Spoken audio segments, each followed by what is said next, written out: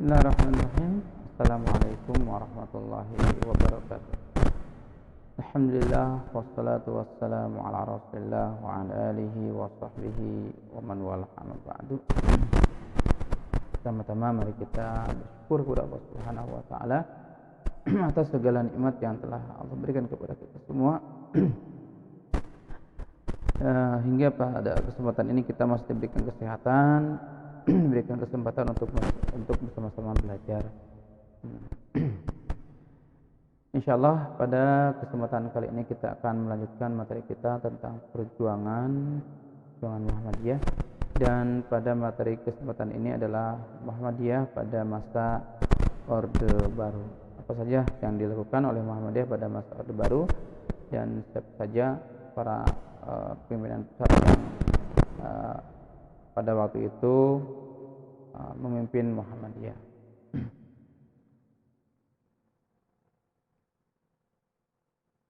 Baik, pada periode ini Muhammadiyah pada masa Orde Baru merupakan rentang waktu dari tahun 1968 sampai 1998. Nah, pada masa ini telah tampil sejumlah pimpinan pusat Muhammadiyah yang karismatik. Di antara tokoh-tokohnya adalah yang pertama ada Kiai Haji Fakih Utsman, kemudian Kiai Haji A.R. Fakhruddin, kemudian Kiai Haji Ahmad Azhar Bashir MA. Nah, pada masing-masing periode nanti kita akan bahas sedikit-sedikit ya. Yang pertama pada masa periode Fakih Utsman ya, Kiai Haji Fakih Utsman, dan masa periode Kiai Haji A.R. Fakhruddin. Kiai Haji Fakih Utsman dipilih sebagai pimpinan pusat Muhammadiyah pada Muktamar ke-37 di Yogyakarta, dan setelah tidak lama memimpin beliau, tidak sampai selesai, beliau sudah keburu wafat. Kemudian setelah itu digantikan dengan Kiai Haji A.R. Fakhruddin, atau nama lengkapnya adalah Kiai Haji Abdul Razak Fakhruddin ya. Pada masa kepemimpinan ini, Persyarikatan Muhammadiyah mengusung gagasan dan usaha yang sangat penting, yaitu memuhammadiyahkan kembali warga Muhammadiyah. Ya, selain itu juga dilakukan pembaruan atau tajdid di bidang ideologi yang dituangkan dalam rumusan matan keyakinan dan cita-cita hidup Muhammadiyah.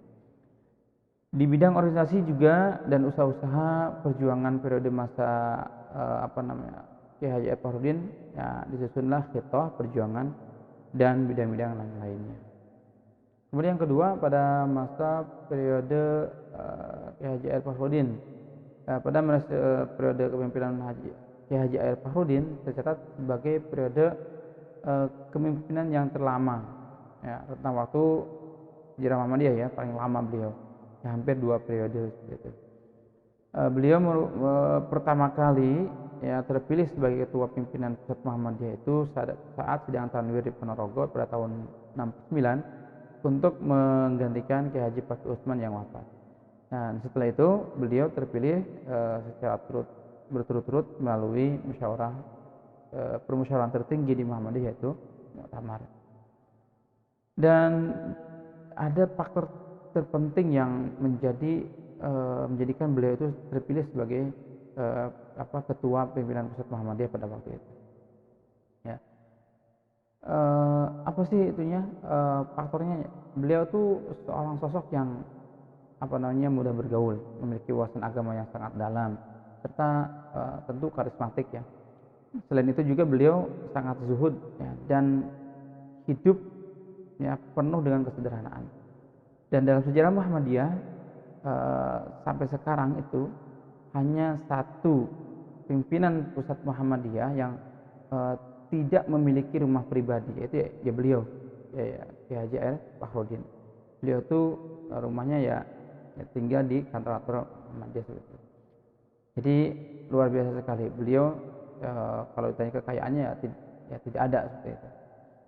sangat zuhud, sangat fokus kepada kehidupan berorganisasi dan kehidupan akhirat.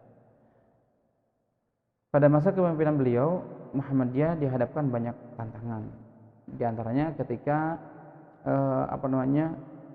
pemerintah memutuskan untuk menjadikan Pancasila itu sebagai asas tunggal untuk seluruh komponen bangsa, tidak terkecuali Muhammadiyah, di semua elemen-elemen bangsa ini harus menggunakan asas Pancasila. Ya.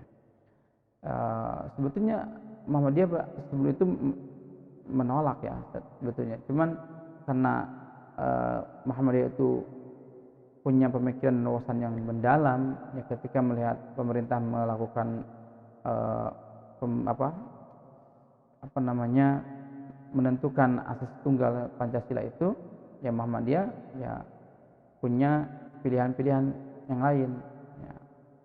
Muhammadiyah ya ikut dengan pemerintah dengan mengubah anggaran dasarnya, ya dengan anggaran dasarnya itu asasnya Pancasila dalam organisasi, ya dengan catatan apa?